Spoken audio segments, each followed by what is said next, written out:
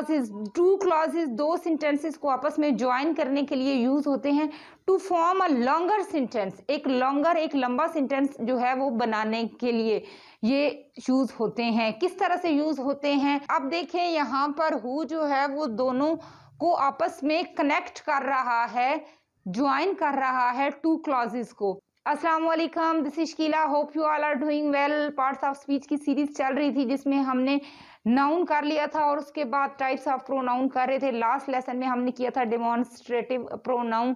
सो आज का मेरा टॉपिक है रिलेटिव प्रोनाउन। बहुत यूज होता है सेंटेंसेस में, बहुत ज्यादा यूजेस हैं इसके।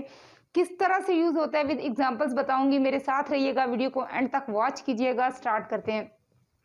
रिलेटिव प्रोनाउन बेसिकली क्या होता है, डेफिनेशन मैंने इसकी मेंशन किया हुआ है। A relative pronoun is a pronoun that we use to join two clauses दो सेंटेंसेस को आपस में ज्वाइन करने के लिए यूज होते हैं to form a longer sentence, एक लंबा सेंटेंस जो है वो बनाने के लिए ये यूज होते हैं। किस तरह से यूज होते हैं, I am gonna tell you. Relative pronouns पहले तो ये बताऊंगी कि कौन कौन से होते हैं relative pronouns. That, which, whose, whoever, whomever, whom, ये हैं रिलेटिव प्रोनाउन। अब ये यूज किस तरह से होंगे। दिस इज अ गर्ल, ये एक लड़की है। हु इज माई फ्रेंड, अब देखें यहाँ पर हु जो है वो दोनों को आपस में कनेक्ट कर रहा है, ज्वाइन कर रहा है टू क्लॉजेस को। This is a girl who is my friend, ये एक लड़की है जो मेरी दोस्त है। अब वैसे तो हु का मीनिंग होता है कौन, बट यहाँ पर ये किस सेंस में यूज हुआ है, जो मेरी दोस्त है।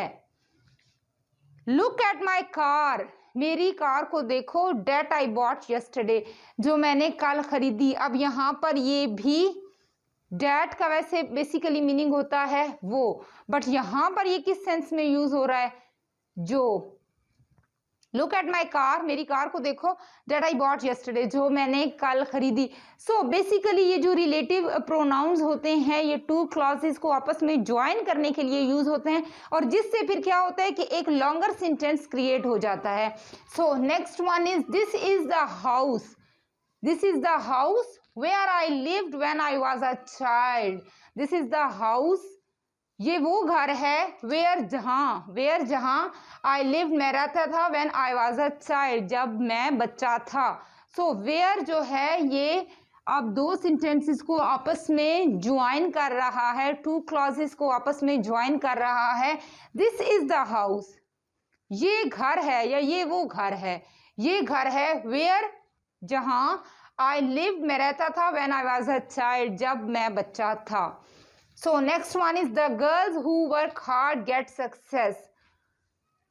वो लड़कियां जो मेहनत करती हैं कामयाबी पाती हैं, जो मेहनत करती हैं। अब यहाँ पर भी हु जो की सेंस में यूज हुआ है, जो। वैसे तो बेसिकली हु का मीनिंग होता है कौन, बट यहाँ पर जो लड़कियां मेहनत करती हैं वो कामयाबी पाती हैं।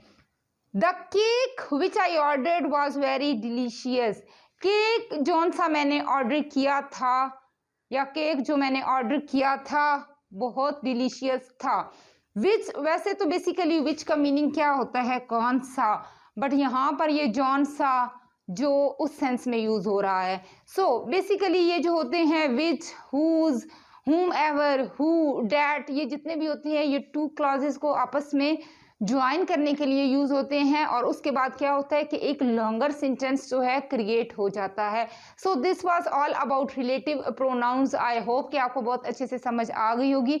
अब खुद से आप प्रैक्टिस कीजिए, इनको यूज कीजिए, सेंटेंसेस क्रिएट कीजिए खुद से, ताकि आपको बहुत अच्छे से ये जो रिलेटिव प्रोनाउंस हैं ये मेमोराइज हो जाएं, और आप प्रैक्टिस जितनी ज़्यादा प्रैक्टिस करेंगे इतने ही आप एक्सपर्ट होंगे। सो मिलते हैं नेक्स्ट वीडियो में। Till then take very good care of yourself, stay blessed, अल्लाह हाफिज़।